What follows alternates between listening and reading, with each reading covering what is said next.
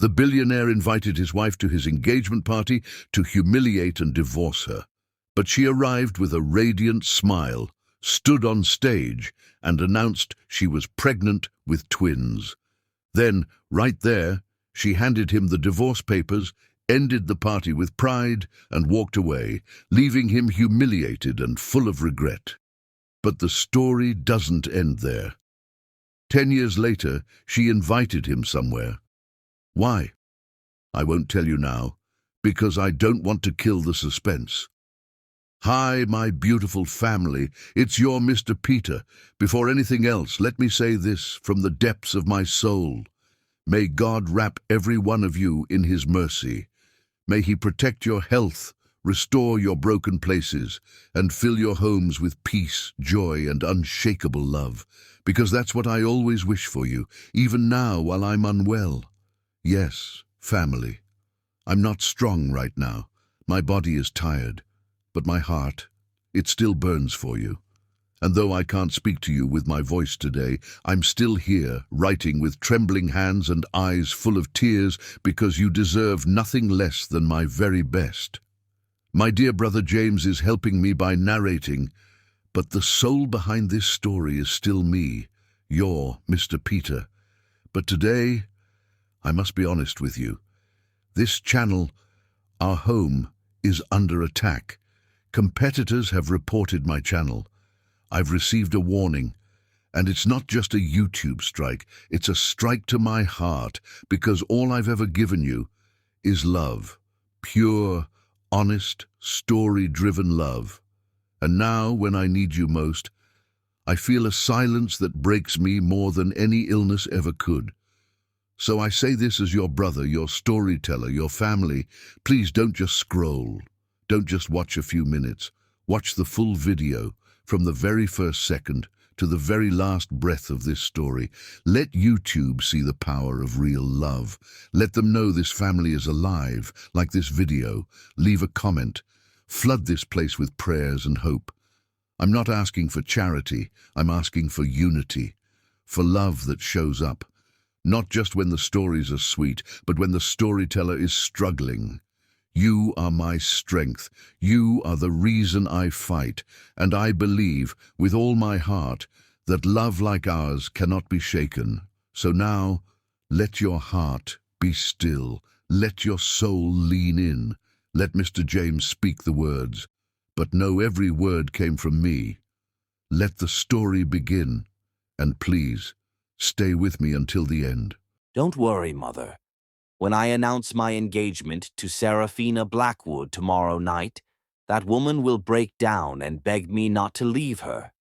Alok Devine froze outside her husband's study, her hand instinctively moving to her still flat stomach, where twins grew in secret.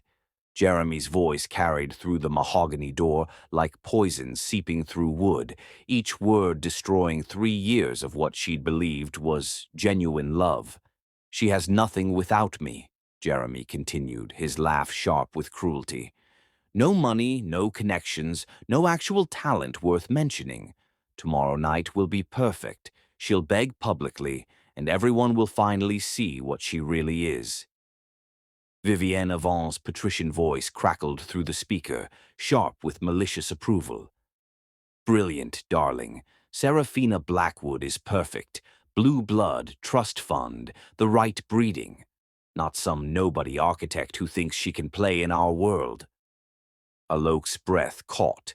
The marble floor beneath her bare feet suddenly felt like quicksand. She was 32 years old, a brilliant architect whose innovative designs had quietly revolutionized sustainable luxury buildings. Yet to her husband's family, she remained nothing more than an inconvenient charity case who'd somehow tricked their golden boy into marriage. The engagement party is all arranged, Jeremy's voice dripped with satisfaction. I told Alok it's a renewal of our vows celebration. She actually believed me. Can you imagine? 3 years of marriage and she still thinks she means something. The betrayal hit like physical pain. Those elegant ivory invitations she'd helped him address just yesterday. the stunning black gown hanging in their closet that she'd chosen specifically for what she'd believed was a celebration of their love.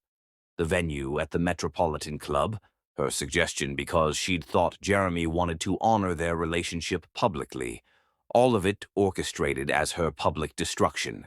When I get up there tomorrow and announce my engagement to Serafina instead, Jeremy continued with sick pleasure, Alok will completely fall apart. It'll be beautiful to watch her beg. These social climbers always show their true desperation when cornered. And if she doesn't break down? Vivienne's voice carried decades of cruel sophistication. Oh, she will, Jeremy laughed. She has nothing. No family money, no real connections, no talent that matters. I've made sure she's completely dependent on me financially and socially. When I pull the rug out, she'll have nowhere to land but on her knees. Aloke retreated silently from the door, each step controlled despite the earthquake happening inside her chest. In the guest bathroom, she gripped the marble sink as Jeremy's words echoed through her mind, like accusations. No actual talent worth mentioning. The irony was staggering. Every innovative design element in the Morrison Tower, Jeremy's pride and joy, had emerged from her architectural genius. The sustainable cooling system that impressed investors, her patented technology, the revolutionary glass integration featured in Architectural Digest, her breakthrough innovation. For 3 years, she'd been the hidden mastermind behind Avance Development's meteoric rise, creating architectural marvels while Jeremy claimed credit and planned her destruction. But that wasn't even the most damaging part of his ignorance. No money of her own. Alok almost laughed despite her devastation. Jeremy had no idea about the Swiss account where she'd been quietly depositing licensing fees from her patented building innovations. Innovations worth over $40 million that corporations worldwide were paying to use. He didn't know about the Divine Corporation's standing offer to make her a full partner, an offer worth $60 million that she'd declined to stay loyal to her marriage. Most importantly, he had no clue about the meticulous records she'd kept of every stolen design, every appropriated innovation, every contract won through her uncredited genius. What had started as professional habit had become, she realized now, the foundation of his complete destruction. Completely dependent on him. The final insult. Jeremy saw her as some desperate social climber who'd gotten lucky, when in reality she was the architectural prodigy who'd elevated his mediocre family business into a powerhouse.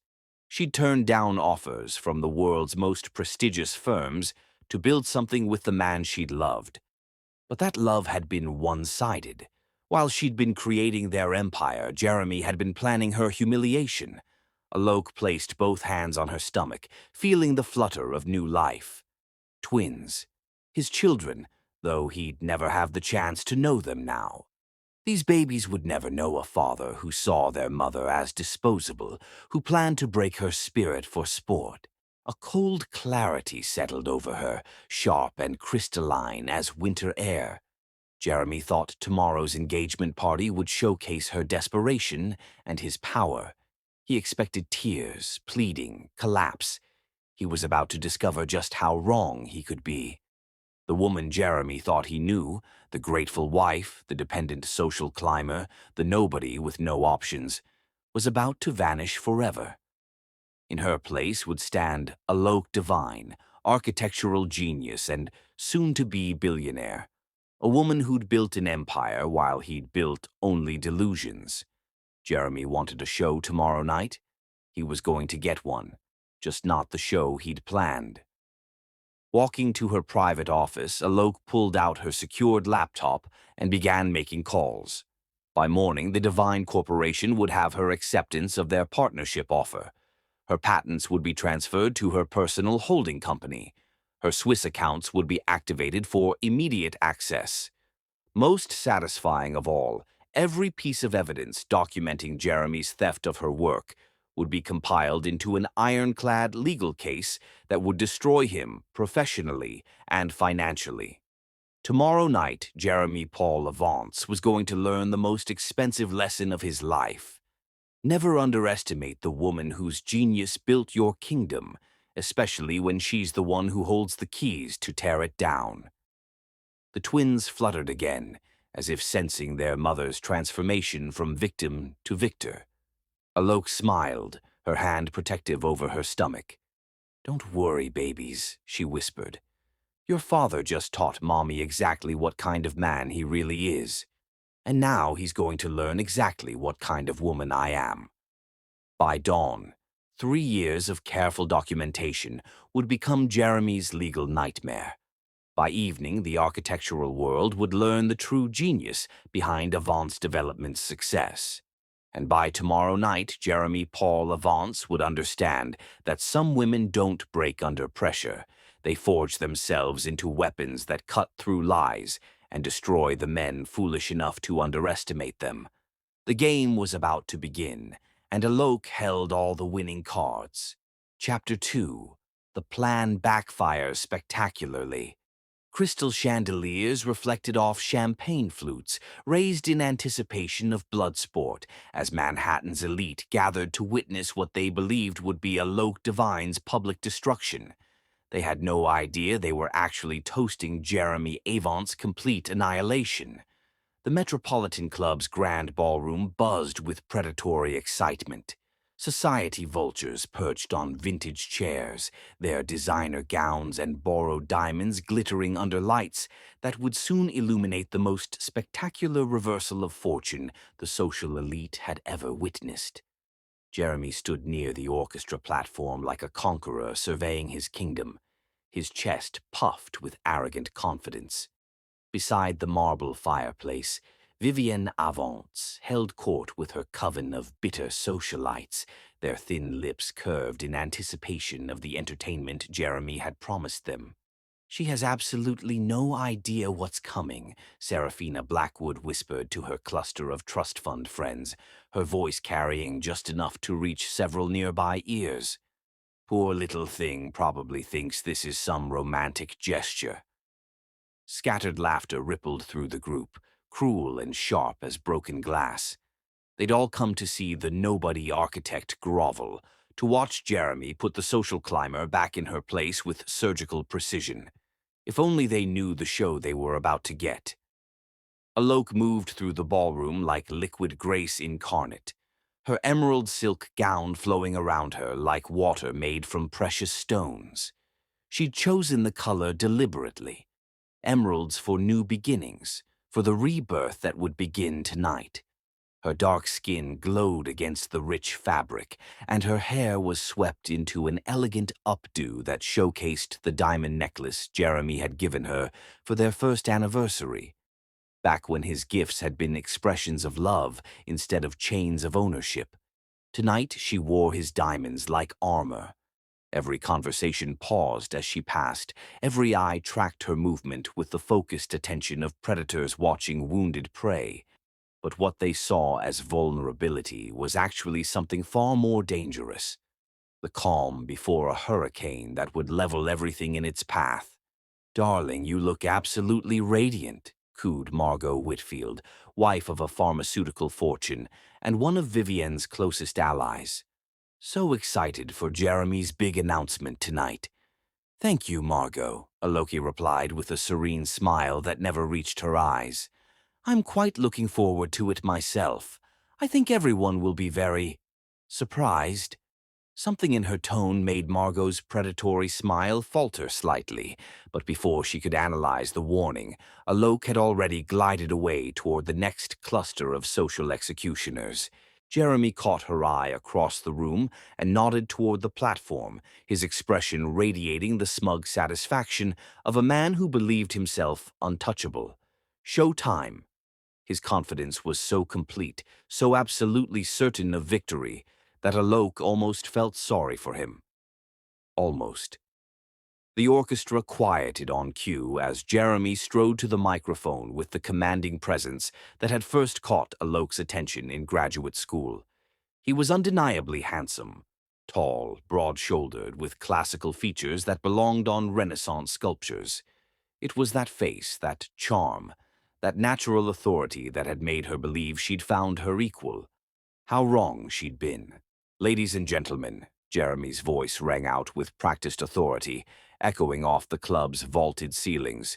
"Thank you for joining me tonight for what I promise will be an absolutely unforgettable celebration." A ripple of anticipatory tension moved through the crowd like electricity. Aloki positioned herself in clear view of everyone, her posture regal as a queen at her own coronation. Not a single person in that room suspected they were about to witness the complete inversion of power between predator and prey. 3 years ago, Jeremy continued, his eyes finding Alok's with what the crowd interpreted as tenderness, but she recognized as calculated cruelty. "I made choices that seemed right at the time. Tonight I'm here to correct those mistakes and embrace the future I truly deserve." Vivienne practically vibrated with malicious anticipation. Serafina stood straighter, preparing for her moment of triumph. The assembled vultures leaned forward collectively, their social radar pinging with the promise of spectacular destruction.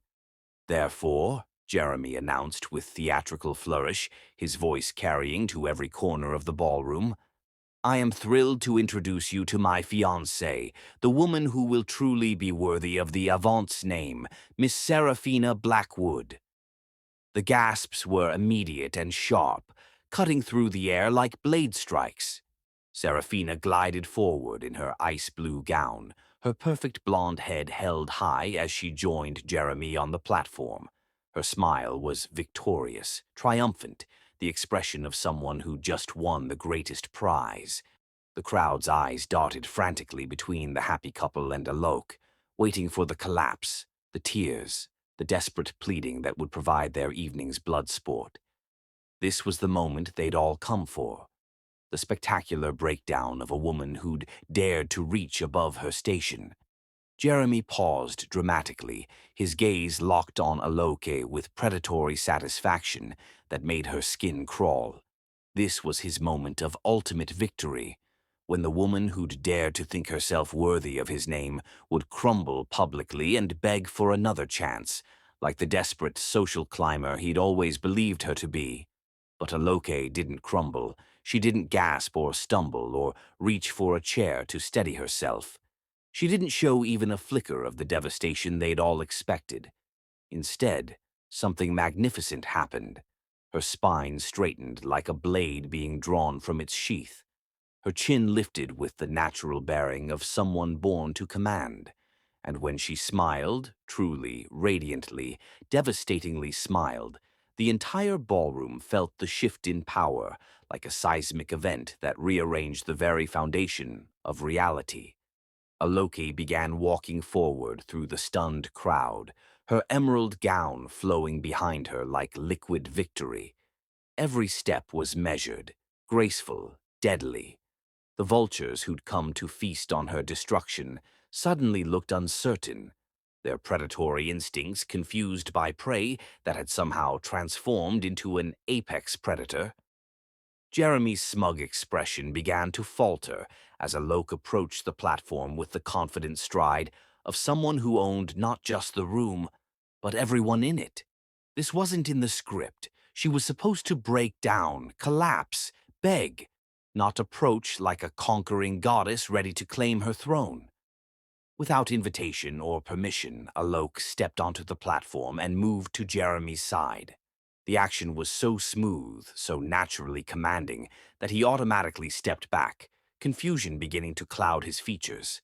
The power dynamic had shifted so completely that the audience held its collective breath.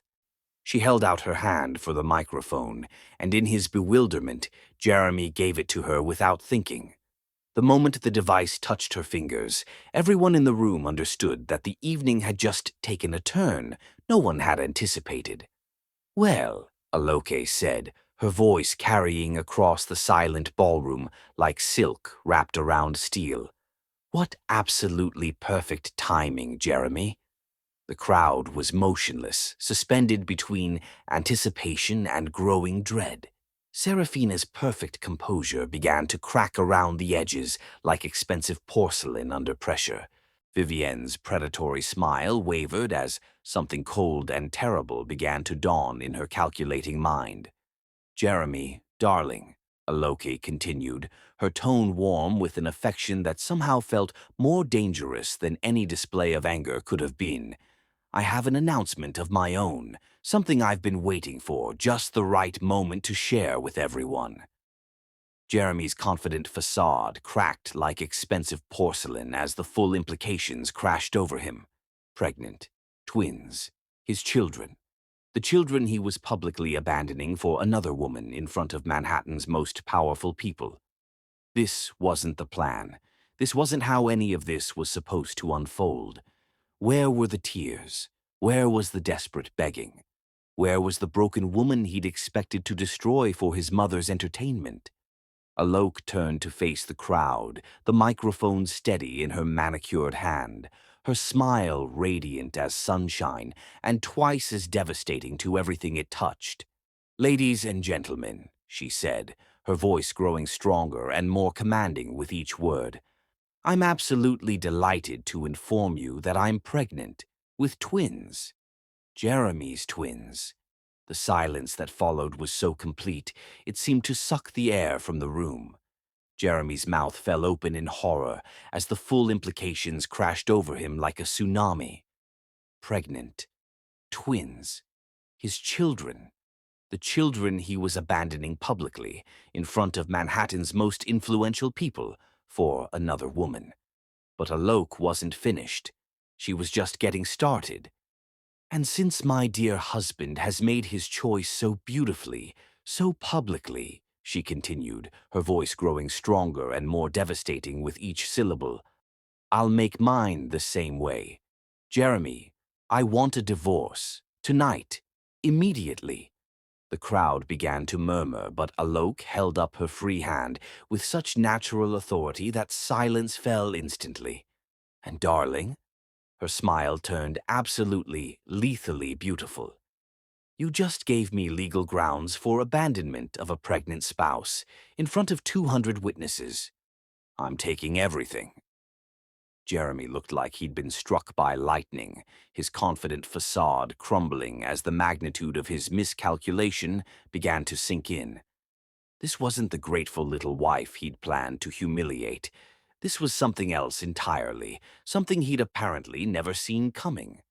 "You see," Alok continued, her voice carrying to every corner of the ballroom with the clarity of a bell-tolling judgment, "while Jeremy's been busy planning this charming little performance, I've been busy documenting 3 years of systematic intellectual property theft."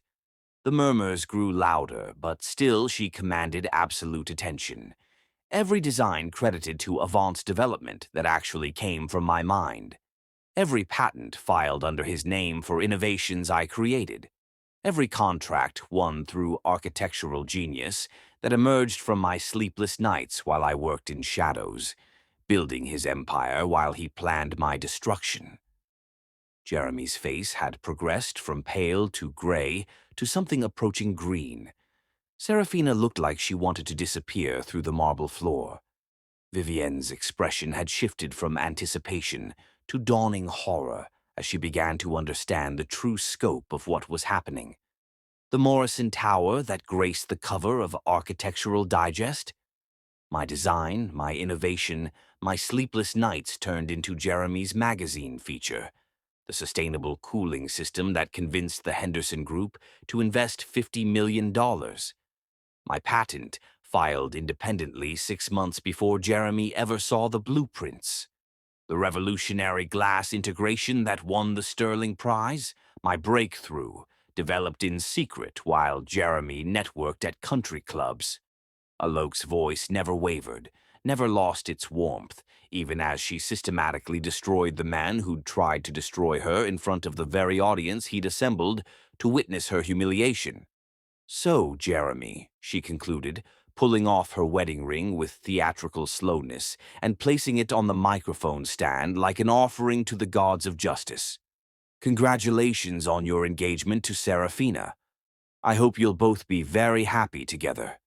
She paused, her smile turning so devastatingly beautiful that several people in the audience actually gasped.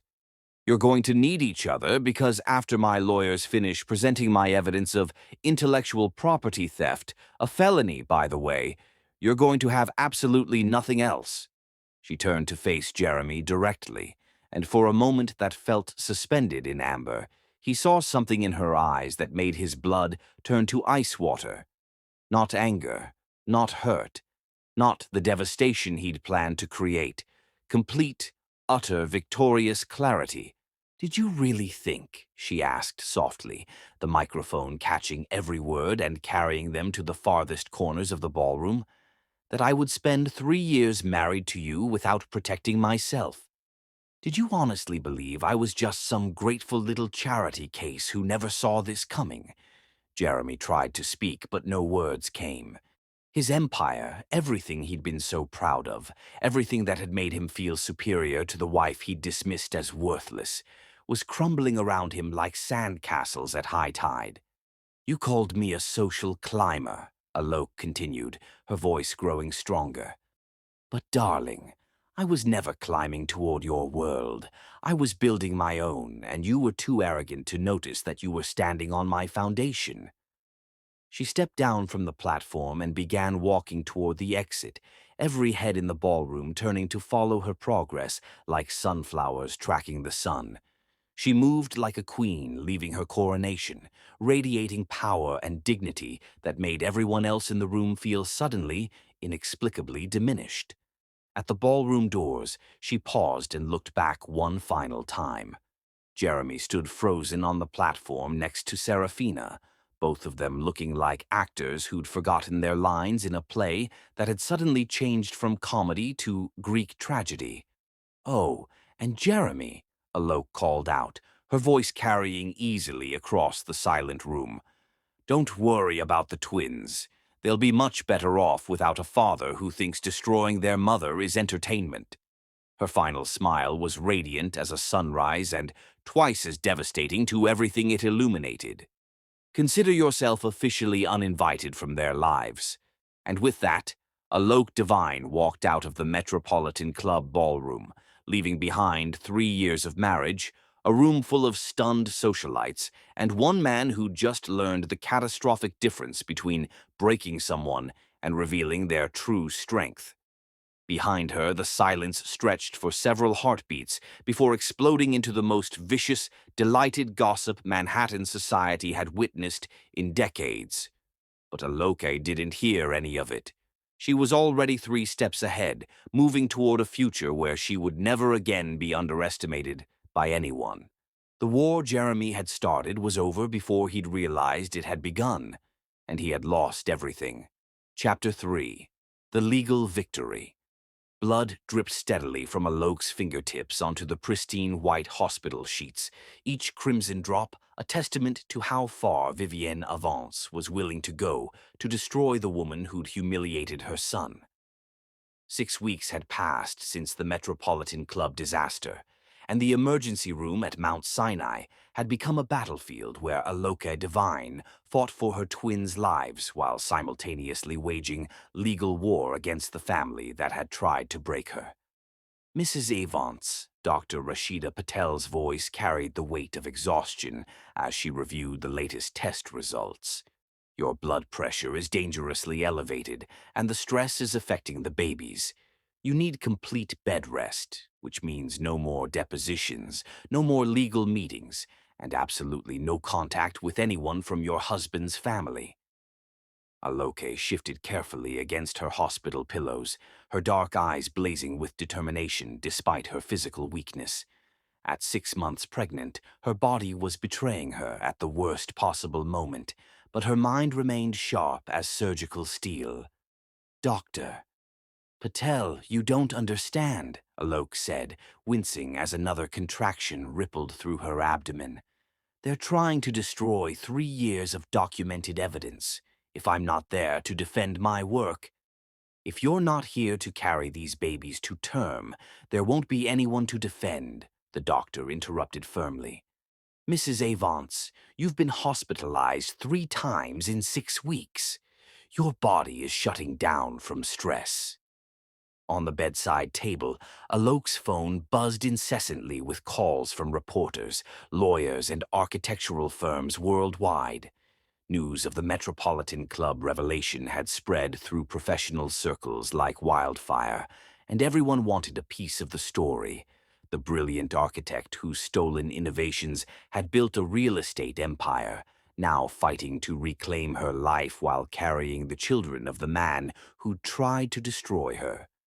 Margaret Chen is handling the depositions, Alok murmured, though her hand instinctively moved to protect her swollen belly as another wave of pain struck.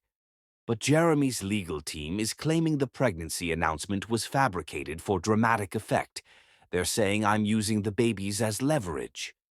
Dr. Patel's expression hardened. The ultrasound images I provided to your attorney are very real, as are the medical records showing you've been pregnant since before that engagement party fiasco.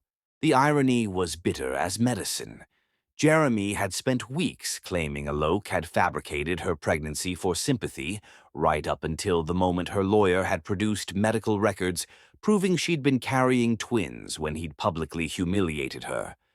Now his legal strategy had shifted to claiming she'd hidden the pregnancy deliberately to trap him, as if Jeremy Paul Avance had ever been worth trapping.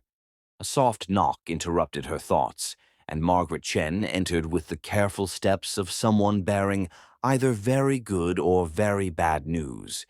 The impeccably dressed attorney had become Alok's lifeline over the past month, translating 3 years of meticulous documentation into legal weapons that were systematically destroying the Avance family's attempts at damage control. "How are you feeling?" Margaret asked, though her expression suggested she already knew the answer. "Like I'm fighting a war on 3 fronts," Alok replied honestly. "My body, Jeremy's lawyers, and Vivienne's media campaign to paint me as a gold-digging opportunist." Margaret's smile was sharp enough to cut diamonds. "Well, I have news that should help with at least one of those battles. Jeremy's legal team just requested another settlement conference." "Another one?" Alok struggled to sit up straighter, ignoring the protests from her exhausted body. "What's their offer this time? 15 million and supervised visitation rights." Margaret's tone suggested exactly what she thought of that proposal. "They're still operating under the delusion that you need Jeremy's money to survive." Alok's laugh was weak but genuinely amused. 15 million. The licensing fees from my sustainable cooling patent alone generate more than that annually. "Which is exactly what I told them," Margaret confirmed, pulling a thick folder from her briefcase. "Along with documentation proving your intellectual property is worth approximately $200 million in current market value, with projected earnings of $60 million per year." The folder landed on Alok's hospital bed with a satisfying thump, containing 3 years of evidence that would have made a criminal prosecutor weep with joy. Every design sketch, every patent application, every email trail proving that Alok Devine's genius had built the Avance empire while Jeremy took credit and planned her destruction.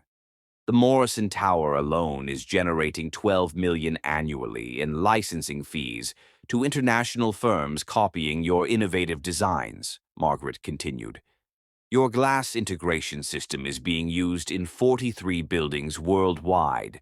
The sustainable cooling technology has been adopted by 6 major architectural firms. "And Jeremy knew none of this?" Dr. Patel asked, fascination creeping into her professional demeanor. "Jeremy thought his wife was a talented decorator who occasionally helped with projects," Margaret replied with barely concealed disdain.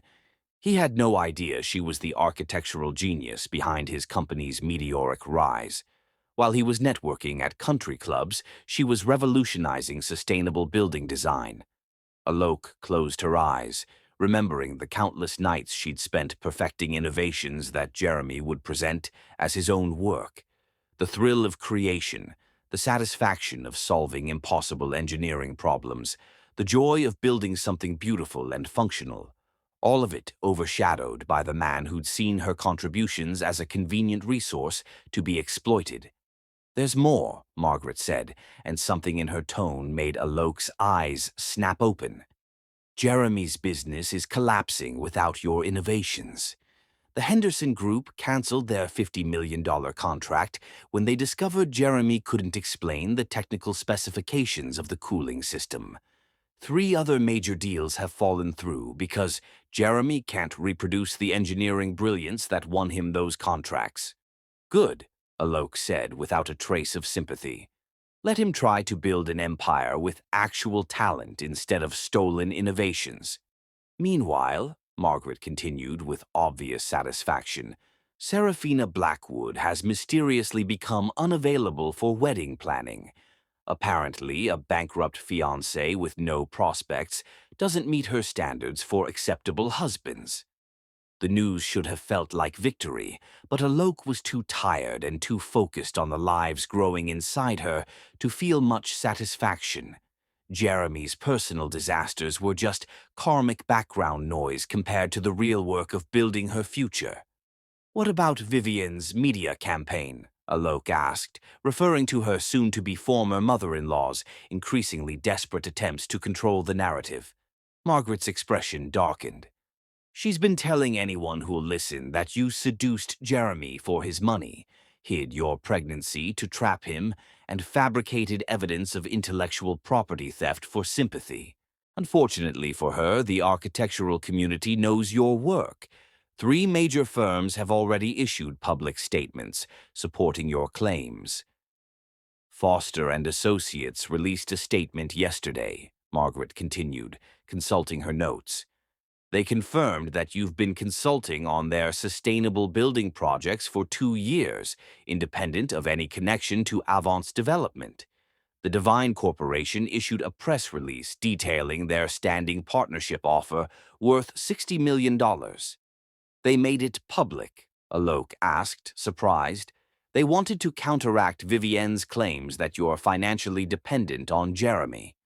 When the business world learns you turned down $60 million to stay loyal to your marriage, it somewhat undermines the gold digger narrative."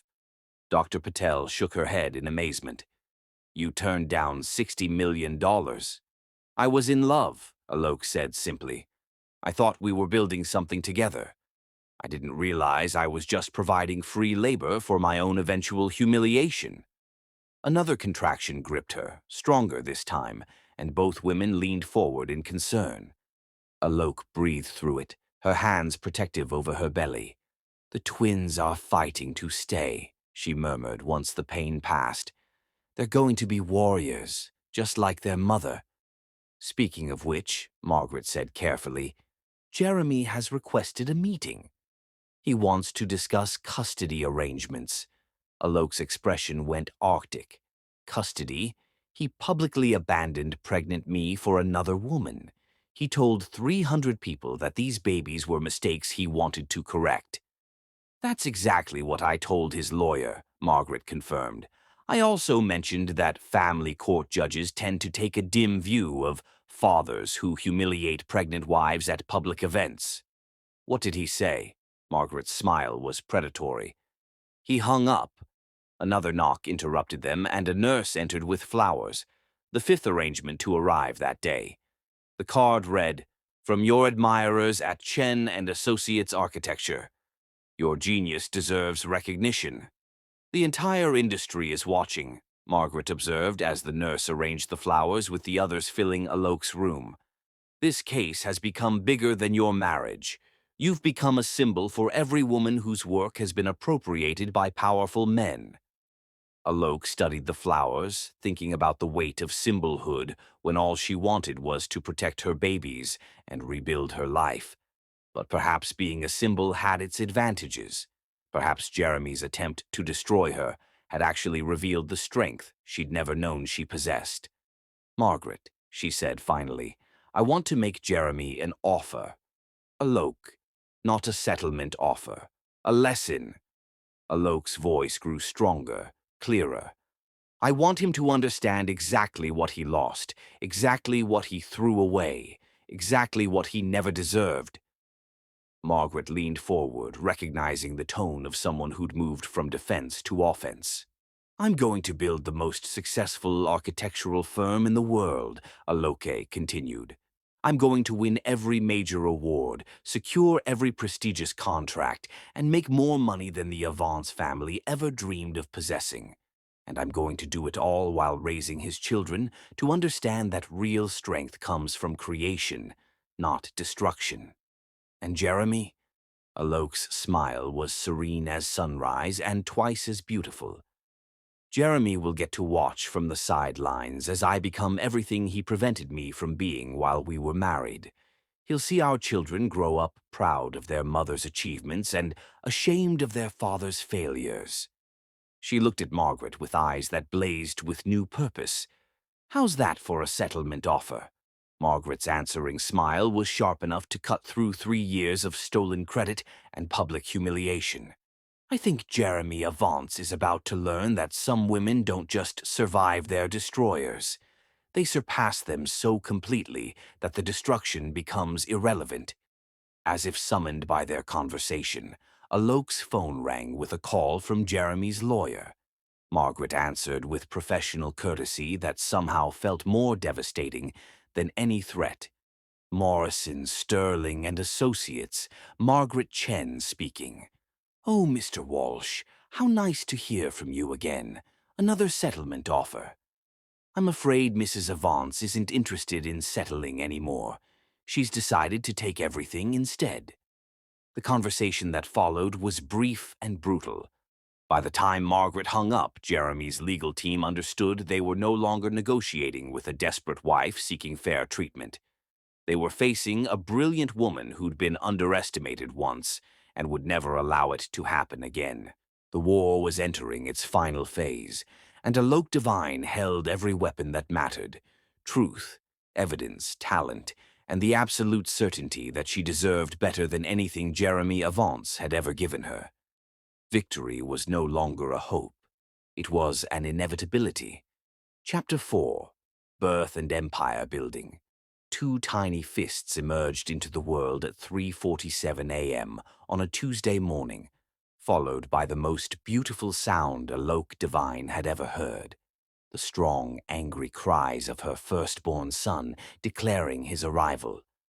Kai, she whispered through tears of exhaustion and joy as Dr. Patel placed the squirming, perfect baby on her chest. 4 minutes later, his brother made his entrance with equal drama. And Zaire, Kai and Zaire Divine. Not Avance. Never Avance. These children would carry their mother's name and inherit her strength. Dr. Patel finished her examinations. Both boys are healthy, strong, and clearly inherited their mother's determination. Kai is 6 pounds, 2 ounces. Zaire is 5 pounds, 15 ounces. Margaret Chen appeared in the doorway with tears streaming down her normally composed face. They're perfect. When the nurse asked for birth certificate information, Alok didn't hesitate.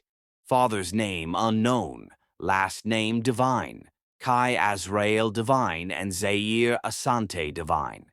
She'd chosen their middle names carefully. Azrael meaning helped by God, Asante meaning thank you. Over the next 3 days, Alok's hospital room became headquarters for launching her new life. Between feeding sessions and diaper changes, she reviewed partnership agreements with Divine Corporation and fielded calls from reporters. By discharge, she had preliminary agreements for 4 major projects worth $50 million. Her first stop after leaving the hospital wasn't the Tribeca penthouse Jeremy had been forced to sign over, but a modest 2-bedroom apartment she'd rented months earlier. The apartment was small but filled with light, the nursery simple but perfect. 2 cribs positioned where morning sunlight would wake her boys gently. "Welcome home," she whispered to Kai and Zaire as she settled them in their cribs for the first time. "This is where we start fresh." That first night alone with her sons was both terrifying and liberating. Every cry, every feeding reinforced that she was solely responsible for these perfect beings who depended completely on her strength and love. But as she sat feeding Zaire at 2 a.m. while Kai slept peacefully, Alok felt more powerful than she ever had during her marriage. This was real strength, not borrowed authority or reflected prestige, but something entirely hers. By the time her sons were 6 months old, Alok had officially joined Divine Corporation as a senior partner and begun preliminary work on what would become her signature project, a 40-story sustainable luxury tower that would redefine environmentally conscious architecture. She worked from home, sketching revolutionary building concepts while her babies napped, developing innovations that would make Jeremy's stolen concepts look primitive. The irony was delicious. Jeremy had tried to steal her genius, but in forcing her independence, he'd actually unleashed capabilities she'd never fully explored. Her home office became a creative laboratory where she pushed the boundaries of sustainable design. Solar integration so sophisticated it could power neighboring buildings. Water reclamation systems that turned luxury towers into environmental assets. Glass technologies that regulated temperature without traditional cooling. Every breakthrough felt like victory over the man who tried to reduce her to nothing. 18 months after the twins' birth, Margaret arrived for their weekly business meeting with news that made Alok laugh out loud for the first time since Jeremy's betrayal. Jeremy filed for complete bankruptcy liquidation yesterday, she announced. Total financial annihilation. The family estate is going to auction next month, including Vivienne's precious jewelry collection. Alok glanced up from her architectural drawings, where Kai and Zaire worked quietly on homework between their bouncy seats. Everything? Every last asset, the penthouse you refused, the Hamptons house, the Colorado property, even the vintage car collection. Apparently, his professional collapse was more devastating than anyone realized. And Jeremy, living in a one-bedroom apartment in Queens, working as a junior architect at a firm that specializes in strip mall designs. The satisfaction was overwhelming. Jeremy, who'd believed himself so superior, had fallen so far that he was now designing the kind of mundane projects she'd been creating revolutionary alternatives to for years.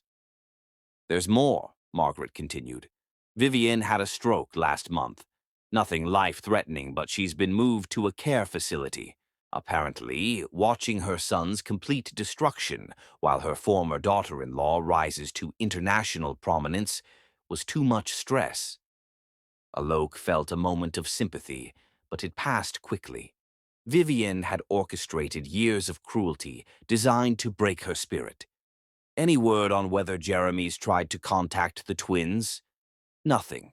His lawyer mentioned potential custody discussions once, but Jeremy never followed through. Alok glanced at her sons, imagining Jeremy trying to handle night feedings and diaper blowouts.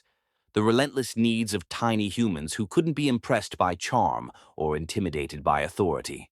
He has no idea what he's missing, she said softly. Their loss is entirely his gain, Margaret replied. You're raising them without the toxicity he would have brought to their lives. That evening, as Alok worked on preliminary sketches while her sons played nearby, she realized Jeremy's betrayal had given her the greatest gift possible, complete freedom to become the woman she was meant to be. He'd tried to break her and instead had broken every limitation she'd placed on herself. He'd attempted to steal her genius, and instead had forced her to claim it fully. He'd sought to destroy her future, and instead had freed her to build an extraordinary life. As Kai babbled happily at his reflection, and Zaire discovered his own feet with delighted squeals, Alok smiled at the beautiful irony of her situation. Jeremy Paul Avance had set out to prove she was nothing without him. Instead, he'd proven she was everything despite him. And that was the most perfect revenge of all. Chapter 5. The Rise. 5 years later. Architectural Digest had never featured a woman of color on their cover before Alok Devine, and they'd certainly never had a cover story that included two adorable 5.5-year-olds explaining their mother's revolutionary building designs with startling confidence. "Mommy makes buildings that breathe," Kai announced to the photographer, his dark eyes sparkling with intelligence. "She showed me how the glass moves air around so people don't need air conditioners." "And the water goes in circles forever," Zaire added enthusiastically, gesturing toward the scale model of their mother's latest masterpiece, a 50-story tower in Singapore that would be completely energy neutral. "Boys," Alok laughed from across the conference room of Divine Corporation's Manhattan headquarters, "let the photographer work." 5 years had transformed Alok from a woman hiding her genius behind her husband's name into one of the most respected architects in sustainable design. Divine Corporation had grown from a startup partnership into a mid-sized firm with offices on 3 continents. Her innovations in sustainable building had become industry standard among environmentally conscious developers. "Mrs. Divine," called Rachel Morrison, the magazine's senior editor, "we'd love to get some shots of you with the Singapore project renderings." Aloke moved to the display wall where holographic projections showed her latest creation. "The building is essentially a vertical ecosystem. Traditional architecture imposes on the environment. My designs participate in it." "Mommy, can we show them the fish?" Kai asked, tugging on her dress. "Fish?" Rachel looked intrigued. Alok smiled, activating another display. "The building includes aquaponics systems that process gray water while providing fresh fish and vegetables for residents. Completely closed-loop sustainability." "How does it feel?" asked James Chen from International Architecture Today, "to know that your innovations are being implemented in over 200 buildings worldwide?" "Satisfying," Aloka replied honestly. "But what feels better is knowing that my sons are growing up in a world where environmental responsibility and luxury aren't mutually exclusive concepts." She glanced at Kai and Zaire, who discovered the scale model and were conducting what appeared to be a serious discussion about load-bearing structures. At 5.5 years old, they showed a remarkably advanced understanding of sustainable building concepts for their age.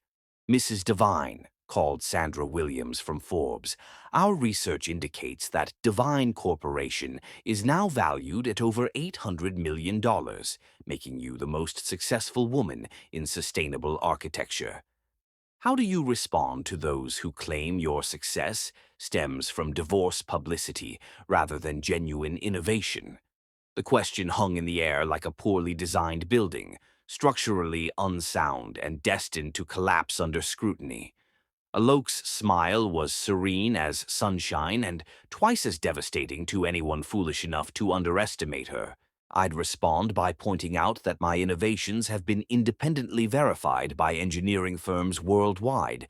My buildings have won 17 international awards, and my sustainable technologies are being studied by environmental scientists on 4 continents," she said, with the calm authority of someone who'd never needed to defend her genius to anyone who mattered. "Furthermore," she continued, "anyone suggesting my success is due to publicity rather than talent is welcome to examine the 300 patents I hold independently, or the $60 million in annual licensing fees my innovations generate." "Any word from your ex-husband about your success?" asked one particularly bold reporter. Kai looked up from his architectural exploration. "Who's asking about the sperm donor?" The room erupted in laughter, but Alok maintained her composure even as pride bloomed in her chest.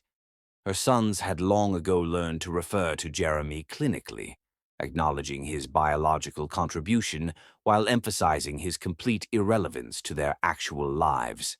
"My sons have never needed their biological father," Alok said simply. "They've seen that real strength comes from creation, not destruction. That's the only lesson about their origins they need. Do you ever wonder what might have happened if your marriage had worked out differently? Sandra pressed. Aloke glanced around the conference room, her conference room in the company she'd built, surrounded by evidence of innovations that were changing the world, and then looked at her sons, who were now collaborating on what appeared to be an impromptu redesign of the Singapore Tower's lobby. No, she said with absolute certainty. Some people are meant to lift others up. Some people are meant to tear others down. I'm grateful I discovered which category my ex-husband belonged to before I wasted any more time trying to build something beautiful with someone who only knew how to destroy. Besides, she added with a smile that could have powered the Singapore Tower for a week, why would I wonder about a limitation when I'm living unlimited? Margaret Chen, who'd been quietly observing from the back of the room, caught Alok's eye and nodded toward her watch. The interview was running over, and Aloke had a video call with clients in Tokyo in 20 minutes. Last question, Rachel announced, sensing the session was ending. Mrs. Devine, called out a young reporter from Architectural Weekly, what would you say to young women who feel their talents aren't being recognized or valued? Alok looked directly into the camera, knowing her answer would be quoted in articles worldwide. I'd say that your genius doesn't need anyone else's permission to exist. Document your work, protect your innovations, and never let anyone convince you that supporting their dreams means abandoning your own. Her voice carried the authority of someone who'd learned these lessons through fire and emerged stronger than steel. And remember, she added, glancing at her sons with unconditional love, sometimes the best thing someone can do for you is reveal their true character early, before you've invested too much in the wrong person. As the media crew began packing their equipment, Kai and Zaire approached their mother with the focused intensity of children who'd been remarkably patient but were now ready for promised rewards. Mommy, you said we could get ice cream if we were good during the boring talking, Zaire reminded her with the kind of logic that brooked no argument. You were perfect, Aloke confirmed, gathering them close for hugs that felt like victory celebrations. Chocolate or vanilla? Both, they declared in unison, triggering another round of laughter from the lingering reporters. As the room cleared and Margaret began organizing the remaining business of the day, Aloke stood at the floor-to-ceiling windows of her office, looking out over Manhattan with her sons pressed against the glass beside her. 5 years ago, she'd been a woman whose genius was stolen, whose love was betrayed, whose future had seemed uncertain. Today, she was the woman reshaping global architecture while raising 2 remarkable children who understood that strength came from creation, not destruction. Somewhere in Queens, Jeremy Paul Avance was probably designing another strip mall, wondering how his life had collapsed so completely, while his ex-wife's had soared beyond anything he'd ever imagined possible. The thought should have felt like revenge, but it didn't. It felt like justice, the kind of inevitable outcome that occurred when people finally got exactly what they deserved. Jeremy had chosen destruction. Alok had chosen creation. The results spoke for themselves. Mommy, Kai said thoughtfully, pressing his small hand against the window. When I grow up, I want to build things that help people too. Me too, Zaire agreed, but I want to build them in space. Alok smiled, wrapping her arms around her sons as Manhattan spread out below them like a promise of unlimited possibilities. You can build anything you want, she told them with the certainty of someone who'd learned that the only real limitations were the ones you accepted. Even buildings that fly, Kai asked with 5-year-old seriousness. Especially buildings that fly, Aloke confirmed, kissing the top of his head as the afternoon sun painted their reflections gold against the window. After all, she'd once been told she could never build anything that mattered. And look how beautifully that prediction had aged. Chapter 6. New Love Enters, 8 years later. Music floated across the candlelit ballroom of the Metropolitan Museum as Manhattan's elite gathered for the annual Children's Hospital benefit, unaware they were about to witness Alok Devine discover that some kinds of magic were worth believing in again. 8 years had passed since Jeremy's betrayal, 8 years during which Alok had built an empire, raised extraordinary sons who were now 8 3/4 years old, and convinced herself that romantic love was a luxury she neither needed nor wanted. Tonight, that certainty was about to be thoroughly, beautifully shattered. Dr. Kingsley, the children's cardiac wing couldn't exist without your foundation's support, Aloke was saying to the tall, distinguished surgeon across from her, completely unaware that her carefully constructed walls were about to crumble at first sight. When Dr. Dante Kingsley turned to face her fully, Alok experienced something she'd forgotten was possible. The electric shock of genuine connection with someone who might actually be worthy of the risk. He possessed the kind of beauty that suggested character had shaped his features as much as genetics.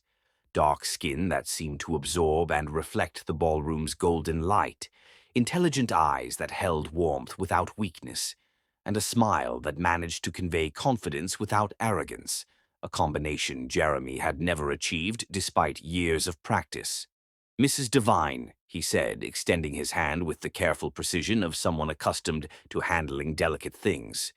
"Your reputation precedes you, though I have to admit I expected someone much more intimidating." His voice carried just a hint of humor, as if he understood that powerful women were often described in terms designed to diminish rather than celebrate their strength. "Dr. Kingsley," she replied, noting how perfectly their hands fit together, and immediately trying to ignore the significance of that observation. "I could say the same about you. Your work in pediatric cardiology is legendary, but nobody mentioned you were charming." "Careful, Mrs. Devine. Compliments like that could go to a man's head." Something about his easy confidence intrigued her. This wasn't the desperate charm of someone trying to impress her wealth or status. This was the natural magnetism of someone completely comfortable in his own skin. "Mommy?" 8-year-old Kai appeared at her elbow with the timing that suggested children possessed supernatural abilities to interrupt interesting adult conversations. "Zaire wants to know if we can see the dinosaur bones after the boring dinner part." "Kai Devine," she said with gentle reproach. "This is Dr. Kingsley. We use our manners when meeting new people." Kai studied Dante with the serious evaluation of a child who'd grown up as his mother's protector, assessing whether this strange man might pose a threat to their perfect family dynamic. "Are you a real doctor or a pretend doctor like the ones on TV?" Kai asked with 8-year-old directness. Dante crouched down to Kai's eye level, a gesture that immediately earned Aloke's attention. In her experience, men who bothered to treat children as equals usually possessed character worth respecting. "I'm a real doctor," Dante confirmed seriously. "I help fix children's hearts when they're not working properly." "Like surgery?" Kai's eyes widened with fascination. "Exactly like surgery. Very complicated surgery that requires years of study and practice." "Cool." Kai turned to his mother with obvious approval.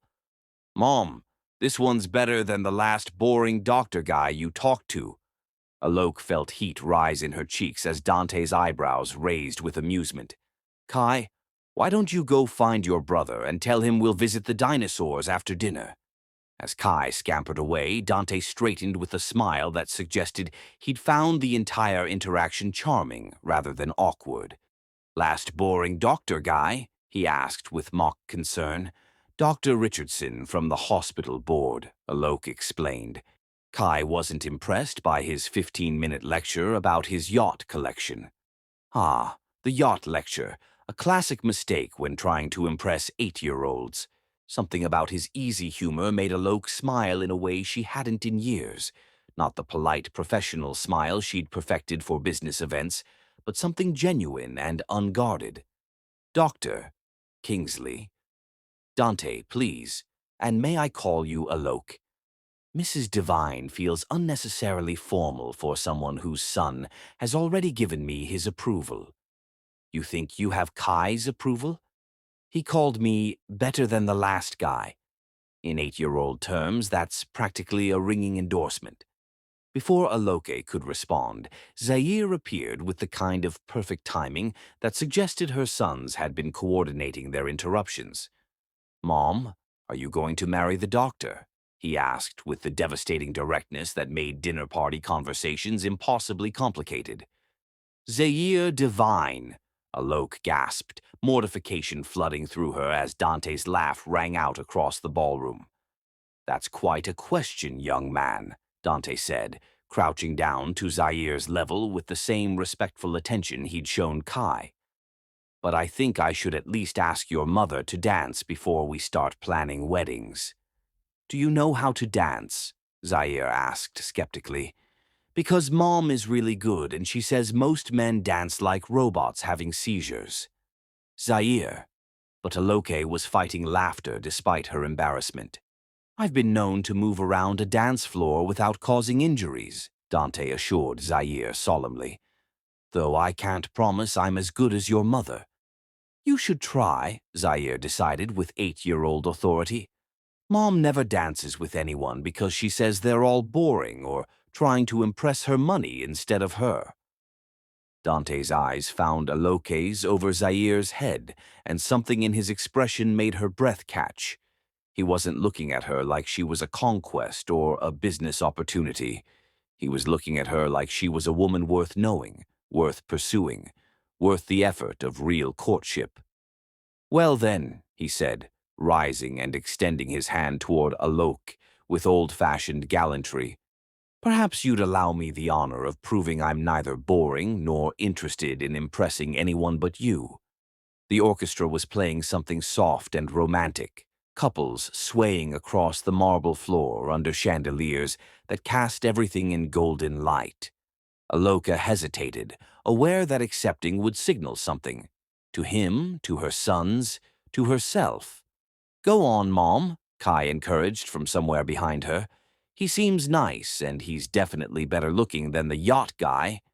"Kai." But she was laughing now, the careful control she maintained at these events dissolving under her son's enthusiastic matchmaking and Dante's patient, hopeful expression. "One dance," she conceded, placing her hand in his. The moment they stepped onto the dance floor, Alok understood why she'd been avoiding this kind of connection for 8 years. Dante moved with the confident grace of someone who'd learned to dance properly, not just shuffle around looking uncomfortable. His hand settled at her waist with perfect pressure, confident without being presumptuous, leading without being controlling. "Your sons are remarkable," he said as they found their rhythm together. "They're also completely lacking in filter," Alok replied, hyper-aware of how perfectly they fit together, how natural this felt despite being the first time she'd danced with anyone since Jeremy. "I like that about them. Too many children their age have learned to say what adults want to hear instead of what they actually think. You spend a lot of time with children." Occupational hazard of pediatric surgery. "I've learned that kids are usually the most honest people in any room." Something about his easy affection for children made Aloke's carefully maintained skepticism begin to crack. Men who genuinely enjoyed her son's company were rarer than architectural innovations and infinitely more valuable. "What made you choose pediatric cardiology?" she asked, genuinely curious about this man who seemed too good to be real. "I wanted to fix the things that matter most," he said simply. "A child's heart is the center of everything, their future, their family's hope, their potential to change the world. When you can repair that, you're not just performing surgery, you're restoring possibilities." The sincerity in his voice made Alok's chest tighten, with an emotion she'd forgotten she was capable of feeling. Here was a man who spoke about his work the way she spoke about hers, not as a career, but as a calling to create something meaningful. "That's beautiful," she said softly. Not as beautiful as buildings that heal the environment while sheltering the people inside them, he replied. I've studied your work, Alok. What you're doing isn't just architecture, it's environmental medicine on a global scale. The fact that he understood her vision, that he saw beyond the prestige and profit to the deeper purpose, sent warmth flooding through her in ways that had nothing to do with the ballroom's chandeliers. You've studied my work. Anyone interested in healing systems should understand your innovations. The way you've integrated sustainable technology with luxury design is revolutionizing how we think about human habitation. They danced in comfortable silence for several moments, each lost in the surprising pleasure of finding someone who understood their passion for healing the world in different but complementary ways. Dr. Kingsley, Dante, Aloke corrected herself. Can I ask you something? Anything. Why aren't you married? The question escaped before she could censor it, and she immediately felt heat flood her cheeks.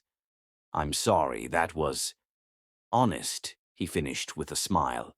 I appreciate honesty. The truth is, I've been waiting for someone worth the complication. Complication? Love, he said simply. Real love is always complicated. It requires vulnerability, compromise, the willingness to build something together instead of just coexisting. I've met plenty of women who wanted the status of dating a successful surgeon, but very few who were interested in the actual person. His words resonated with painful accuracy. How many men had pursued her as a trophy? The brilliant architect, the successful businesswoman, the wealthy divorcee, without any interest in who she actually was beneath the accomplishments. And you think I might be different? She asked carefully. I think, he said, spinning her gently under his arm before pulling her close again, that a woman who raises sons like yours, who builds healing into her architecture, who faces the world with that kind of strength and grace, might be worth whatever complications arise. Before Aloke could respond, the song ended and her sons appeared beside them with the timing of children who'd been watching from the sidelines.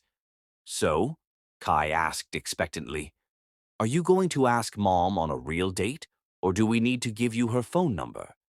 Kai divine, we do not, Alok began. Actually, Dante interrupted with a smile that made her forget whatever reproach she'd been planning.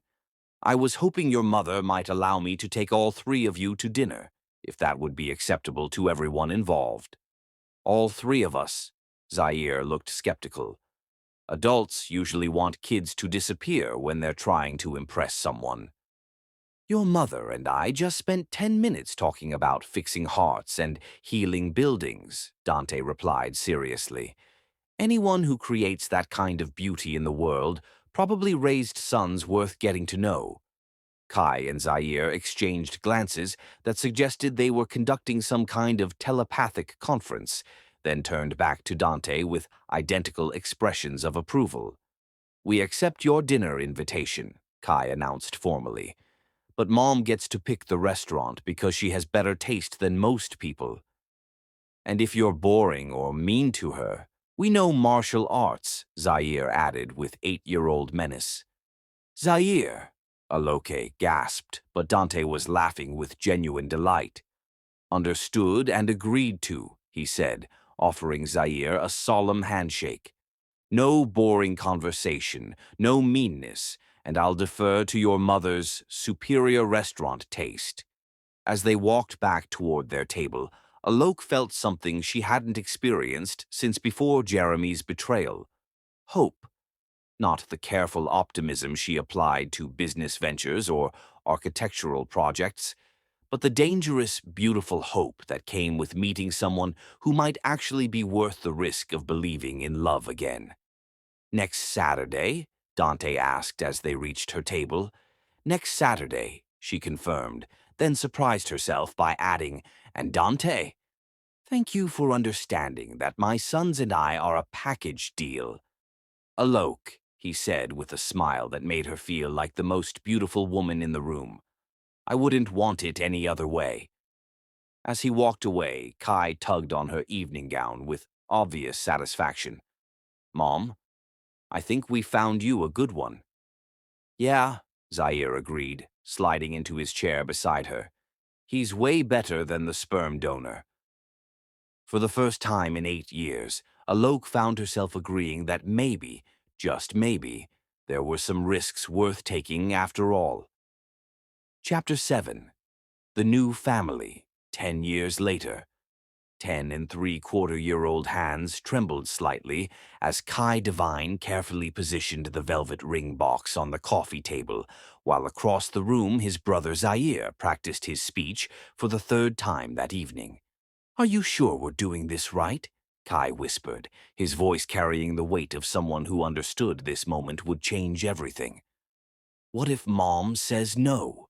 "She won't say no," Zaire replied, with the confidence of a child who'd spent 2 years watching his mother fall in love with the best man they'd ever known.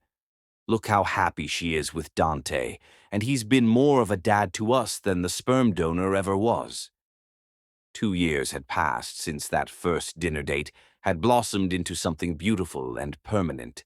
2 years of Dante showing up for school plays and soccer games, helping with homework and bedtime stories, treating Kai and Zaire not as obstacles to overcome, but as treasures to be protected and guided. 2 years of watching their mother transform from a woman who'd built walls around her heart into someone who laughed freely, loved openly, and had found partnership instead of just companionship. Tonight, everything would become official. "He's here," Kai announced, peering through the blinds of their Upper East Side apartment. A warm, loving home that bore no resemblance to the cold marble perfection Alok had once shared with Jeremy. This space was filled with family photos, children's artwork, medical journals mixed with architectural drawings, and the comfortable chaos of a life built on love rather than status. Dante Kingsley entered with the quiet confidence that had made him one of the most respected pediatric surgeons in the country. But tonight his usual composure was tinged with nervous excitement. In his hands he carried a bouquet of white roses, Alok's favorites, and in his pocket a ring he'd spent months designing to capture the strength and beauty of the woman who'd taught him that love was worth any risk. "Gentlemen," he said formally, setting the flowers on the counter and turning to face the boys with the seriousness this moment deserved. "Are you ready?" "We've been ready for months," Zaire replied, producing a small wrapped package. "This is for you. From both of us." Dante accepted the gift with curiosity, carefully unwrapping what appeared to be a handmade photo album. The first page contained a picture from that first dinner 2 years ago, all four of them laughing over dessert at a small Italian restaurant, where Dante had won the boys over completely by letting them order whatever they wanted and listening seriously to their opinions about everything from dinosaurs to space travel. Subsequent pages chronicled their journey from tentative new family to inseparable unit. Dante teaching Kai to throw a football. Zaire falling asleep against Dante's shoulder during a movie night. Family vacation photos from their trip to the Smithsonian, where Dante had patiently answered 4 hours of questions about how everything worked.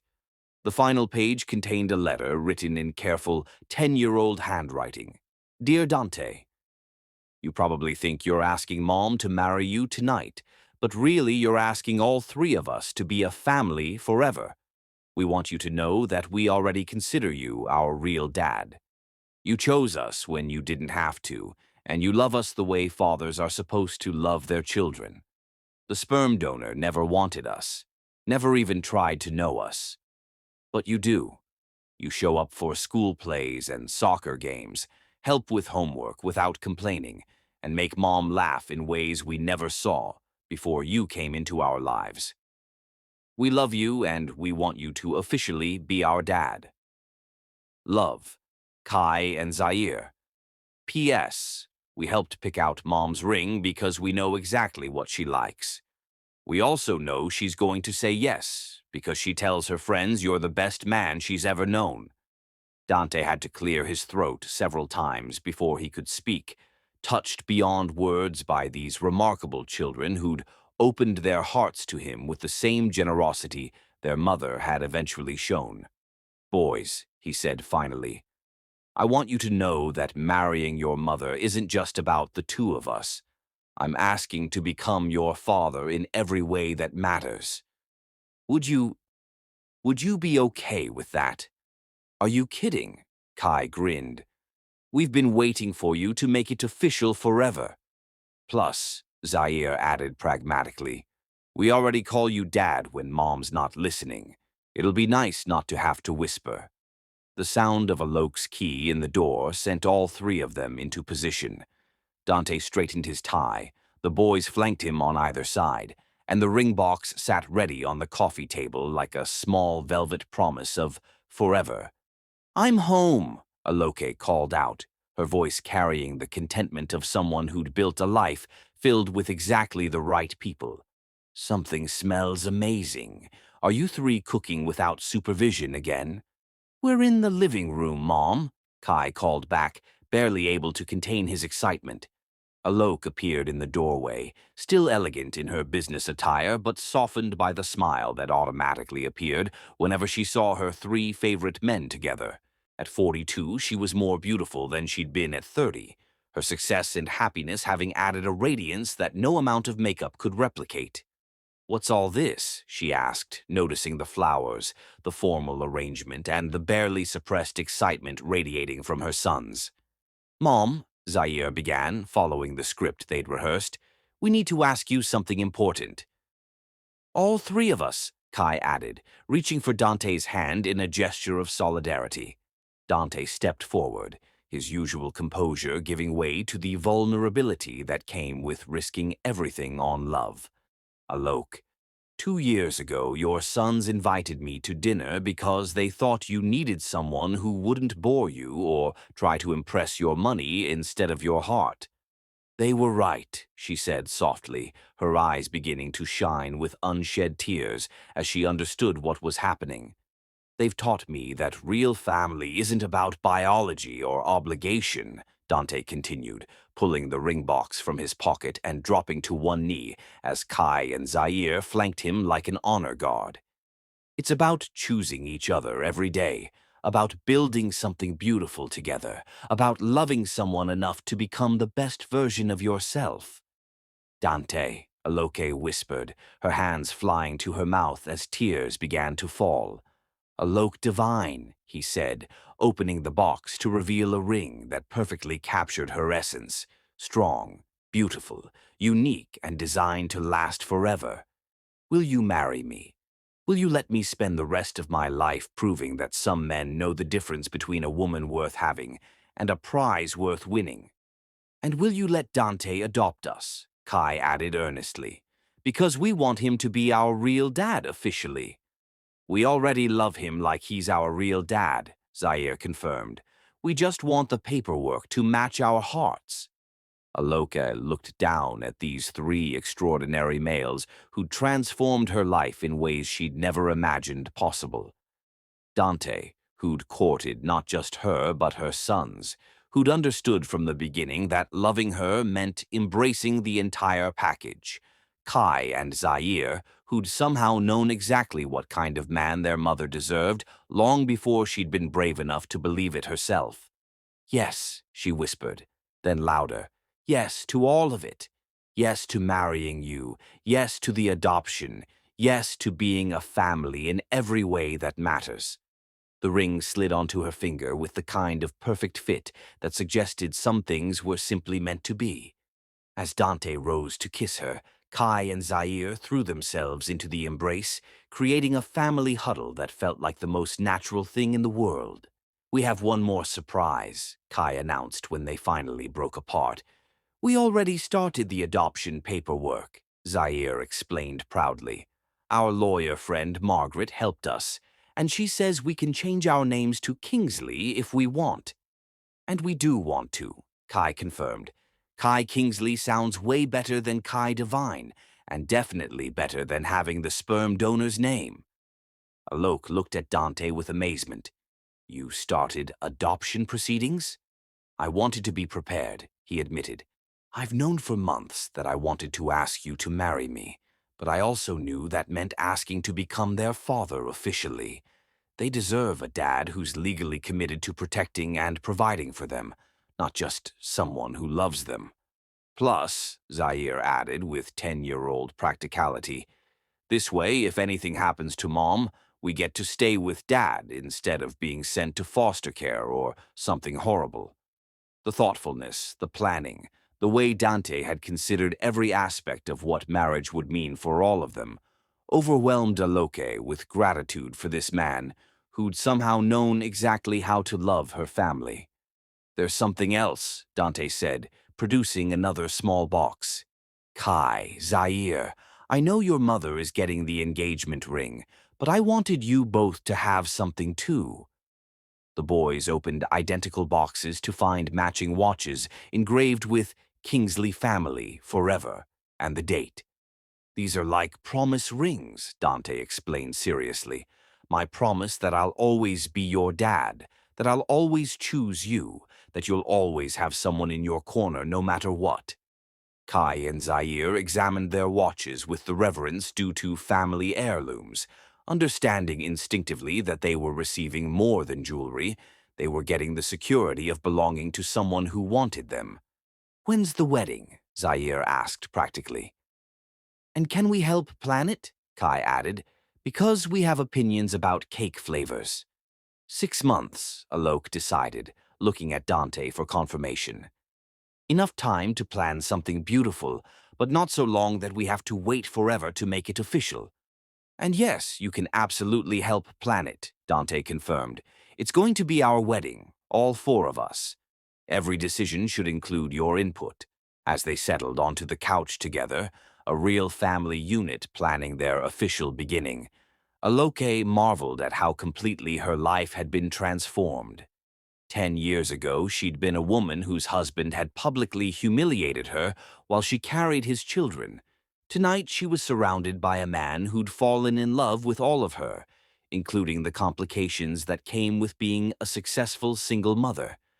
I love you, she whispered to Dante as the boys debated wedding cake flavors with the seriousness of professional food critics. I love all of you, he replied, encompassing the entire family with his gaze, more than I ever thought possible. Somewhere across town, Jeremy Paul Avance was probably spending another evening alone in his modest apartment, wondering how his life had become so small while his ex-wife's had become so magnificently large. But Alok didn't spare a thought for the man who'd lost everything because he'd never understood what truly mattered. She was too busy planning a future with people who'd chosen to love her exactly as she was. Successful, complicated, fierce, and worth every effort required to win her heart. The Kingsley family was about to become official, and it was going to be everything Jeremy had never been capable of providing. Real, lasting, and built on the kind of love that chose commitment over convenience. Some fairy tales began with Once Upon a Time. The best ones began with Will You Marry Us? Chapter 8. The Ultimate Success. $500 million looked different than Aloka had imagined, displayed not as cash or gold, but as a Forbes magazine cover featuring her serene smile beneath the headline, Architecture's Most Influential Woman, How Alok Kingsley Built an Empire That Heals the World. The magazine lay open on the conference table of the Kingsley Foundation's Manhattan headquarters, where Aloki and Dante were reviewing plans for their latest project, a network of sustainable hospitals in underserved communities. Mrs. Kingsley, said Dr. Sarah Martinez, their foundation's medical director, the Guatemala facility is already showing remarkable results. The solar grid you designed is providing power to the entire village, and the water reclamation system is supporting agriculture for a 5-mile radius. 12-year-old Kai looked up from his homework, spread across another section of the enormous conference table. Mom, explain again how buildings can help grow food. The hospital processes all its gray water through a biological filtration system, Alok explained patiently. The clean water that comes out is perfect for irrigation, so the community can grow crops year-round instead of depending on unreliable rainfall. That's so cool, Zaire added, not looking up from the 3D modeling software he was exploring on his tablet. It's like the building is alive and helping everything around it get better. Dante smiled at his sons, officially his sons now, thanks to adoption papers that had made their family legally permanent 6 months ago. Your mother doesn't just design buildings, she designs solutions. The pride in his voice made Alok's heart flutter the same way it had when they'd first danced at the Met, Benefit 4 years ago. Marriage to Dante had proven that real partnership was possible when both people chose to elevate each other rather than compete. Speaking of solutions, Margaret Chen announced as she entered with her usual efficiency, the Environmental Architecture Council wants to present you with their Lifetime Achievement Award at 44. They're calling you the most influential architect of the century. The century just started, Alok protested, though she couldn't help smiling.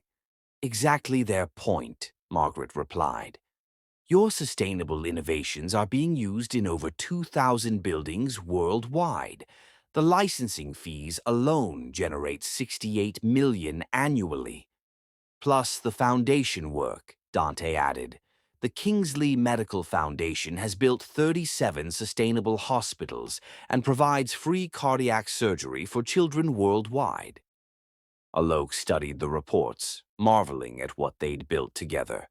Her architectural genius, combined with Dante's medical expertise, had created something neither could have achieved alone. Mom, Kai said thoughtfully, remember when you used to hide your work so the sperm donor could take credit? Kai Kingsley, we don't talk about, Aloke began automatically. I know, he interrupted with 12-year-old exasperation.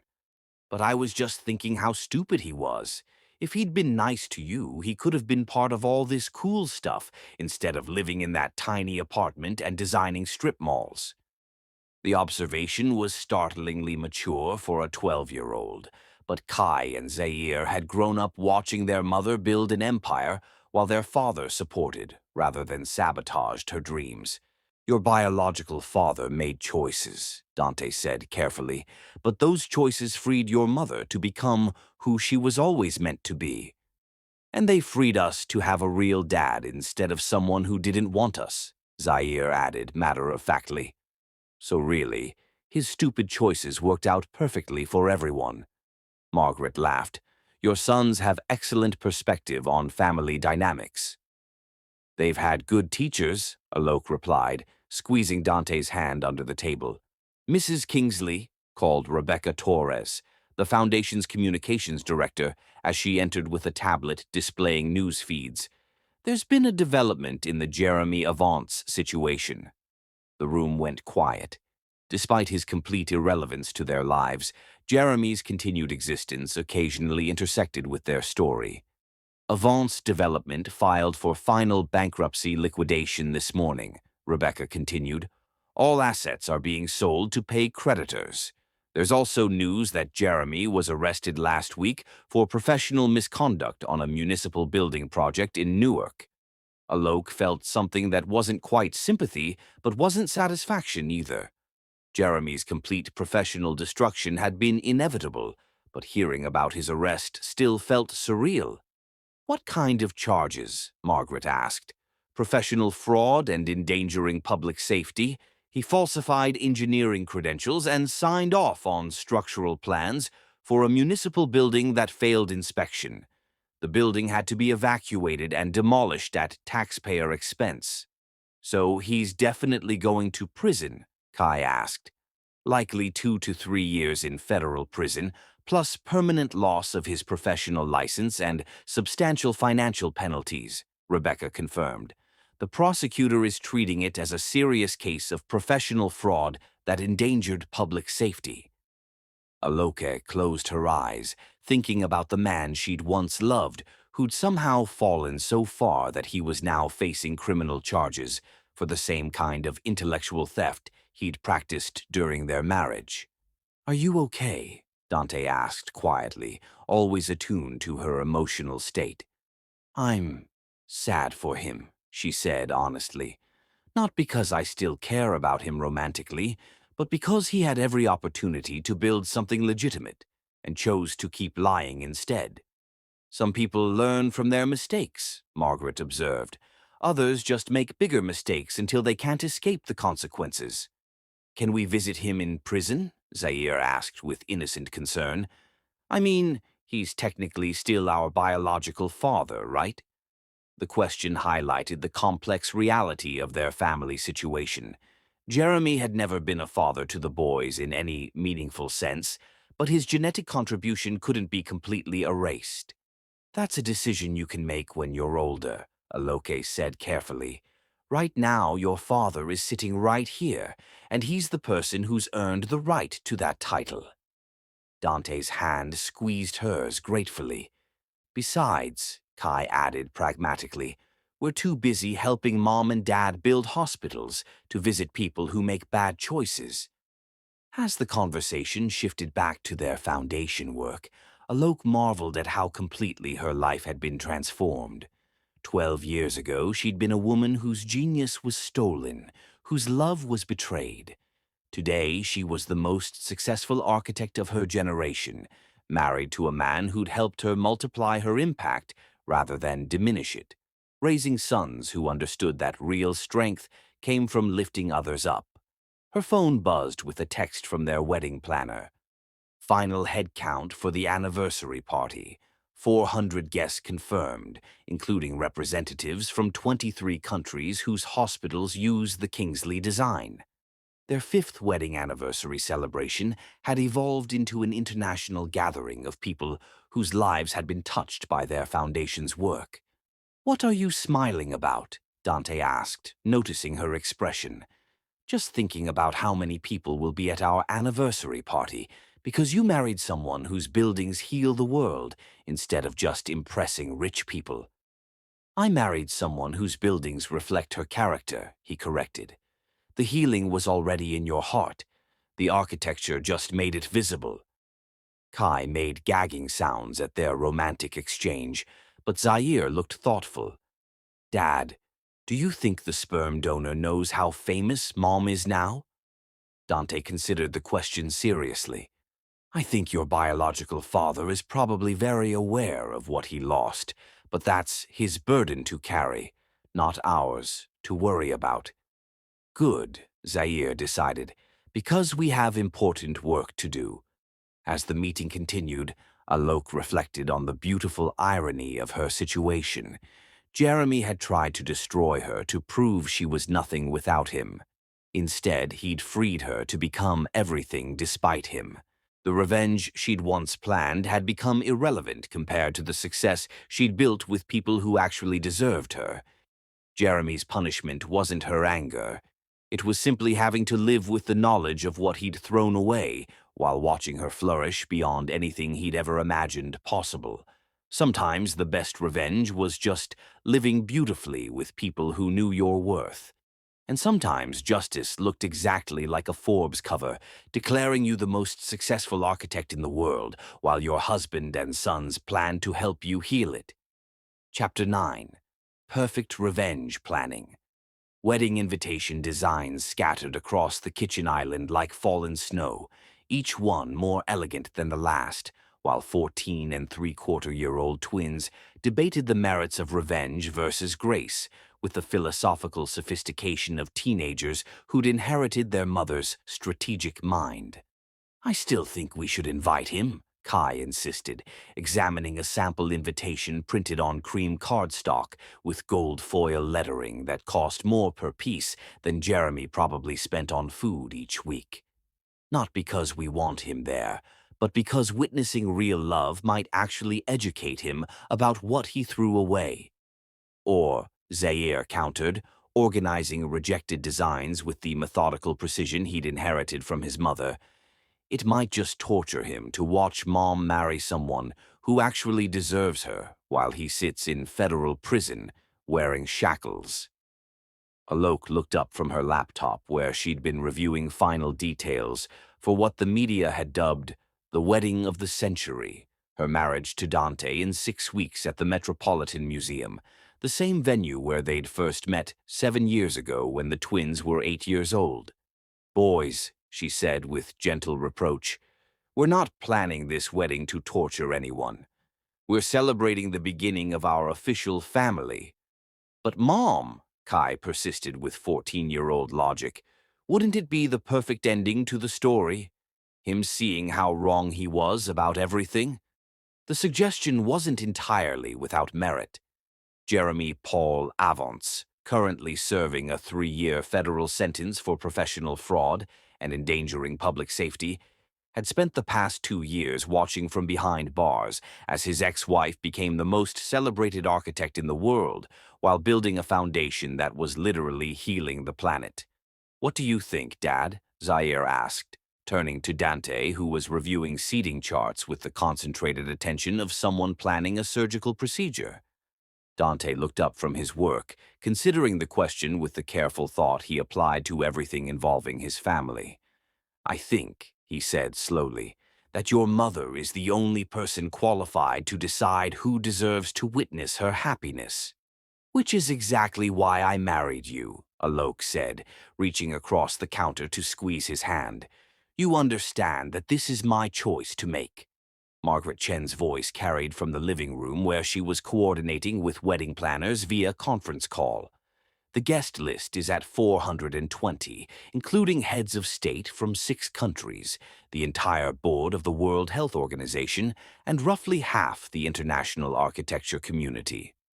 "Or," called Rebecca Torres from her position near the windows where she was managing media requests, "we might need to limit +1s because People, Vogue, and Architectural Digest are all sending coverage teams."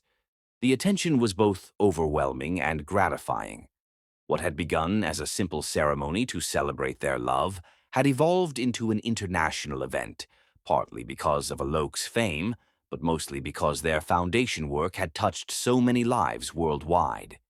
"Mrs. Kingsley," Rebecca continued, consulting her ever-present tablet, "I've had 3 more interview requests about Jeremy's situation. The producers want your reaction to his imprisonment and whether you've achieved the revenge you sought."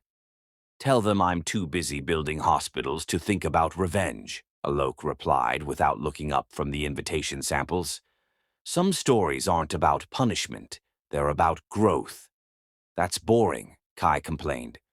"Where's the drama? Where's the satisfaction of proving you were right and he was wrong?" "The satisfaction," Dante said with the wisdom of someone who'd learned to love a woman stronger than any revenge, "is in the life your mother built despite him, not because of him." Zaire studied the wedding invitations with renewed interest.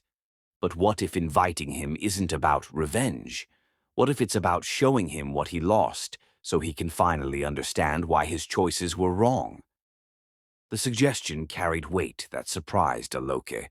Her sons had grown into remarkable young men with complex understanding of justice, forgiveness, and the difference between punishment and education.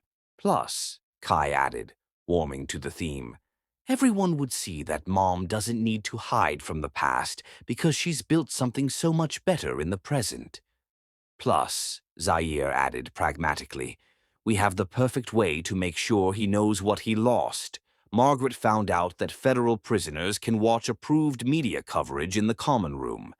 If we make sure the wedding gets enough press coverage, he'll see everything from his prison TV, Kai finished with growing excitement.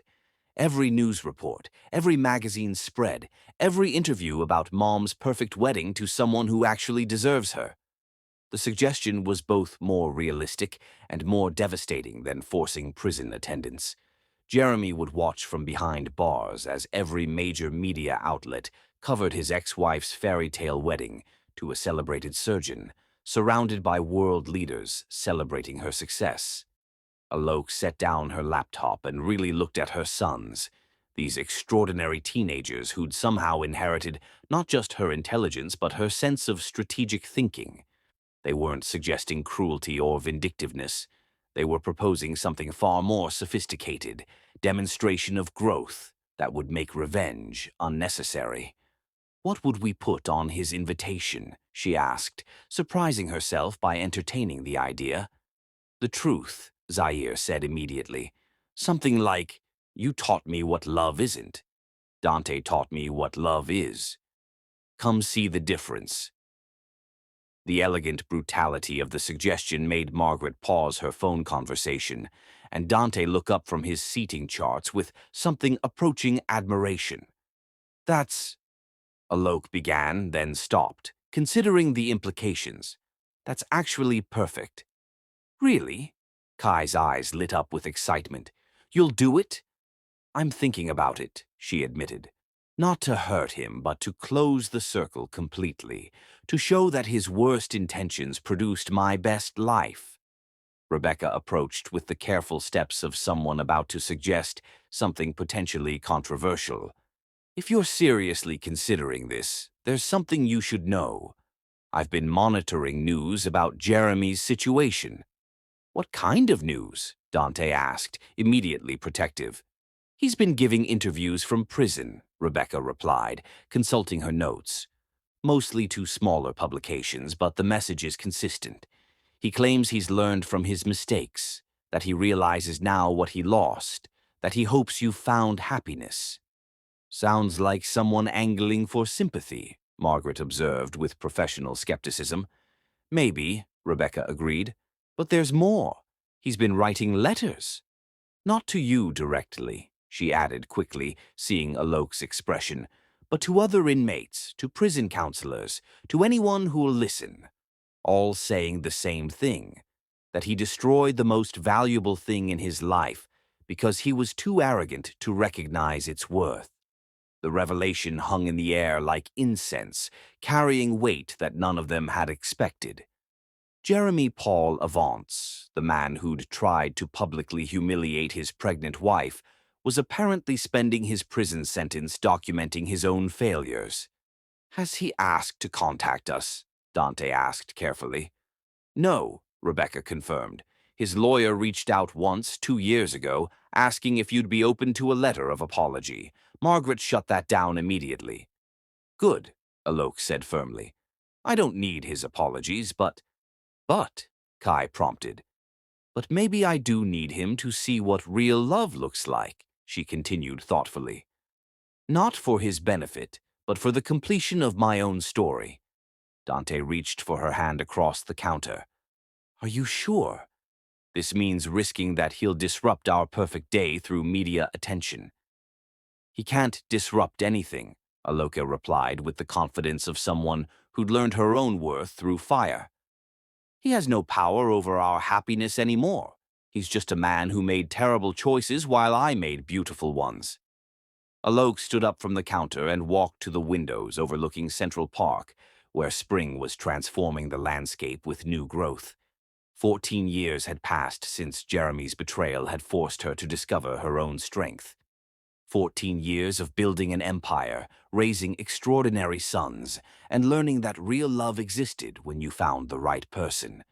"I want to do it," she decided, turning back to her family. "I want Jeremy to see what he lost, not to hurt him, but to complete the story." "You're sure?" Dante asked, rising to stand beside her with the protective instinct that had made him the perfect father to her children. "I'm sure," she confirmed, "but not because I want revenge, because I want closure. I want him to understand that his worst behavior led directly to my best life." "What should the invitation say?" Zaire asked, already reaching for a pen. Alok considered for a moment, then smiled with the serene confidence of someone who'd transformed pain into power. "Keep it simple," she said. "Just the basic wedding information, and then, 'Thank you for showing me what I didn't want so I could recognize what I did. Aloke.'" The boys exchanged glances of pure admiration for their mother's elegant approach to closure. "That's perfect," Kai declared. "It's not mean, but it's definitely clear." "It's classy revenge," Zaire agreed. "The best kind." As Margaret began making calls to arrange the media coverage, and Rebecca started managing the press implications of essentially inviting a federal prisoner to watch society's wedding of the year, Alok felt something she hadn't experienced since the night of Jeremy's betrayal. Complete peace about their shared history. She'd spent 14 years building something extraordinary despite his attempts to destroy her. Now she would let him witness the fruits of that construction through every news report, every magazine cover, every interview about the love she'd found with someone who actually deserved her. Jeremy Paul Avance would sit in that prison common room, watching his ex-wife marry a man who'd spent 7 years proving that real love lifted people up rather than tearing them down. He would see their sons, healthy, brilliant, confident young men who called Dante Dad and referred to Jeremy as the sperm donor without malice, simply as acknowledgement of his irrelevance to their lives. He would witness the celebration of love built on partnership, respect, and shared purpose to heal the world, and when it was over, he would return to his cell with the knowledge that his biggest mistake had freed her to become everything he'd never been capable of supporting. That wasn't revenge. That was justice in its most beautiful form. Chapter 10. Divine Justice Served. Crystal chandeliers cast diamonds of light across the Metropolitan Museum's Great Hall as Manhattan's elite gathered to witness what the New York Times had called the triumph of love over destruction, while 40 miles away in federal prison, Jeremy Paul Avance sat in the common room watching recorded coverage of his ex-wife's wedding on the evening news. The contrast was devastating. 300 guests celebrating love in the museum's grand space, while the man who'd tried to destroy it watched from a concrete cell, surrounded by inmates who'd begun calling him the architect who lost everything. Among the wedding guests filling the Great Hall were heads of state, Nobel laureates, architectural visionaries, and medical pioneers whose lives had been transformed by the Kingsley Foundation's work.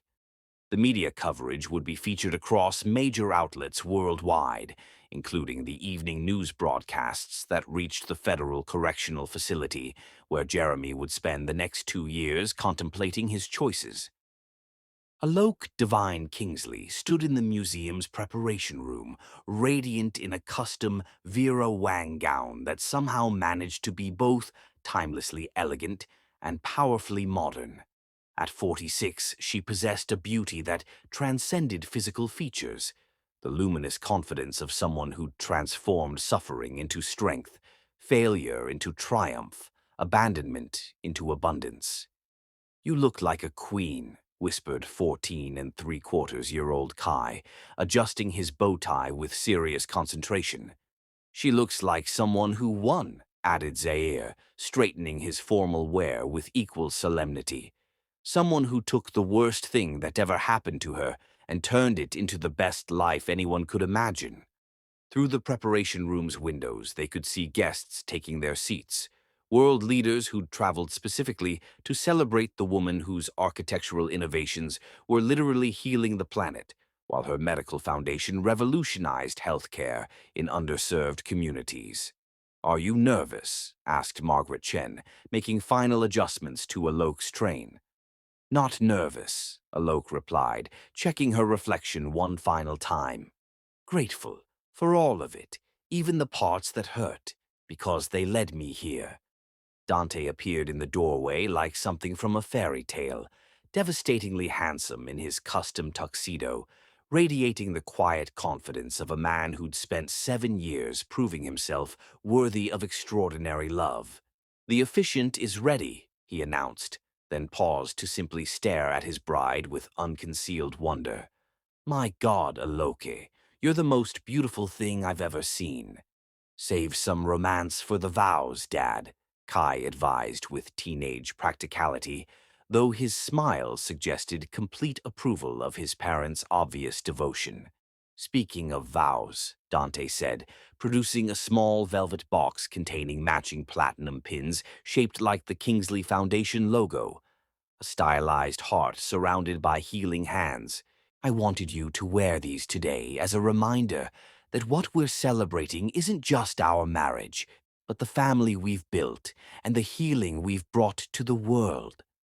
As Alok pinned the symbol to her gown and the boys attached theirs to their lapels, she felt the weight of everything this moment represented. 14 years ago, Jeremy had tried to break her in this very building, expecting her to collapse and beg for another chance. Today, she was marrying a man who'd spent 7 years elevating her rather than diminishing her, surrounded by evidence that real love multiplied strength rather than dividing it. The walk to the temple of Dendur felt like a pilgrimage through her own transformation, past the Egyptian artifacts that had witnessed human triumph and tragedy for millennia, toward the ancient temple where she would officially unite with the family that had chosen her as completely as she'd chosen them. Together, the Kingsley family walked into the great hall as the crowd rose in respectful admiration for the woman who'd transformed architectural design, revolutionized medical philanthropy, and demonstrated that some stories end with triumph rather than tragedy. The ceremony itself was a masterpiece of love and symbolism. Judge Amanda Richardson, a longtime friend and respected federal judge, officiated with words that honored both their individual achievements and their shared commitment to healing the world. Love, Dr. Richardson announced to the assembled guests, is not about finding someone to complete you, but about finding someone who inspires you to complete yourself. Alok and Dante exemplify this truth, two whole people who've chosen to build something beautiful together. When it came time for vows, Dante spoke first, his voice carrying clearly through the ancient temple. Alok, 7 years ago you taught me that real love isn't about rescuing someone or being rescued. It's about choosing each other every day, about building something together that's stronger than what either person could create alone. You've shown me that the past doesn't define us. Our response to it does. And your response has been magnificent. Alok's own vows were delivered with the confident eloquence that had made her one of the most sought-after speakers in the world. Dante, you taught me that love doesn't require sacrifice of self. It requires celebration of self. You've spent 7 years proving that real partnership elevates both people rather than diminishing either. You've shown me and our sons that strength comes from lifting others up, not tearing them down. That legacy is the greatest gift you could give our family.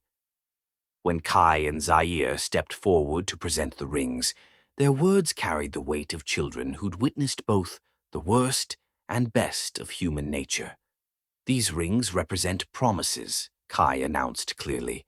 Mom and Dad promised to keep choosing each other, and we promised to keep being the best family we can be. And, Zaire added with 14-year-old wisdom that stunned the sophisticated audience, we promise to remember that real family isn't about who created you, but about who chooses to love you completely. As Dr. Richardson pronounced them husband and wife, the celebration that erupted was unlike anything the social elite had ever witnessed. Instead of polite applause, the temple filled with genuine joy from people whose lives had been touched by the couple's work. Meanwhile, in the Federal Correctional Facility's common room, Jeremy watched the evening news coverage of the celebration, surrounded by fellow inmates who'd grown tired of his constant self-pity. The media coverage was extensive, featured segments on major networks and international outlets covering what they called architecture's wedding of the year. Real love, Alok's voice carried through the prison's cheap speakers as she addressed the wedding guests, doesn't ask you to become smaller. It challenges you to become larger. It doesn't steal your dreams. It helps you build them. It doesn't break you down. It lifts you up. Jeremy's hands trembled as he watched his ex-wife deliver what amounted to his obituary disguised as wedding vows. She spoke about partnership built on respect rather than control, about love that celebrated achievement rather than appropriating it. To anyone who's ever been told they're too much, too ambitious, too successful, too independent, she continued, looking directly into the camera as if she knew he was watching. Remember that the right person will celebrate those qualities, not try to diminish them. The final knife twist came disguised as gratitude. Sometimes the best thing someone can do for you is reveal their true character early, before you've invested too much in the wrong person. As the coverage continued with interviews from world leaders praising the couple's philanthropic work, Jeremy understood with devastating clarity what he'd lost through his own arrogance. Not just a wife, not just children, not just wealth or status. He'd lost the chance to be part of something magnificent. The reception in the museum's East Wing was transformed into a space that reflected both elegance and the couple's commitment to healing. Guests received elegant programs that included information about the Foundation's latest projects, subtly inspiring future philanthropic partnerships. When Alok took the microphone to address her guests, her words resonated with the power of someone who transformed pain into purpose. 7 years ago, a very wise man taught me that love isn't about finding someone to complete you, but about finding someone who inspires you to become the best version of yourself. Before that lesson, I spent years diminishing myself to accommodate someone else's insecurities. The silence in the reception hall was complete, as Manhattan's elite recognized they were witnessing something unprecedented. A woman using her wedding reception to deliver a masterclass in self-worth and authentic partnership. Real love doesn't ask you to become smaller. It challenges you to become larger. It doesn't steal your dreams. It helps you build them. It doesn't break you down. It lifts you up. She turned to Dante with a smile that could have powered the museum for a week. Dante taught me that partnership means two whole people choosing to build something beautiful together. Our foundation has constructed 53 hospitals worldwide, but more importantly, our marriage has constructed a model of what's possible when love is based on respect rather than control. The applause was thunderous, but Alok held up her hand for silence as she prepared to deliver her final statement. To anyone who's ever been told they're too much, too ambitious, too successful, too independent, remember that the right person will celebrate those qualities, not try to diminish them. And if someone tries to break your spirit, use their destruction as fuel to build something magnificent. She paused, letting her words resonate through the reception hall.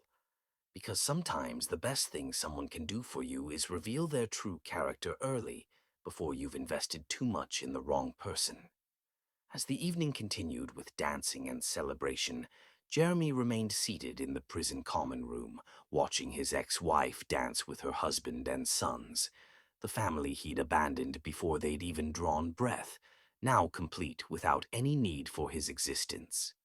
Inside the reception hall, Aloke rejoined her husband and sons for the final dance of the evening, surrounded by friends and colleagues whose respect she'd earned through genius, perseverance, and the kind of strength that forged diamonds from pressure. "No regrets," Dante whispered as they swayed together to the evening's last song. "None," she replied with absolute certainty. "Some people break under pressure, others forge themselves into something unbreakable. Jeremy taught me which category I belonged to." "And which category is that?" Kai asked, having overheard as he and Zaire joined their parents for a family dance. "The category," Aloke said, gathering her sons close as her husband's arms surrounded them all, "of people who use their worst experiences to build their best lives." Later that night, in the privacy of their hotel suite, as Dante helped her out of her wedding gown and they prepared for their honeymoon in Morocco, where they would design their next hospital, Aloke reflected on the perfect completion of her story. Jeremy Paul Avance had returned to his prison cell, having witnessed exactly what he'd lost through his own choices.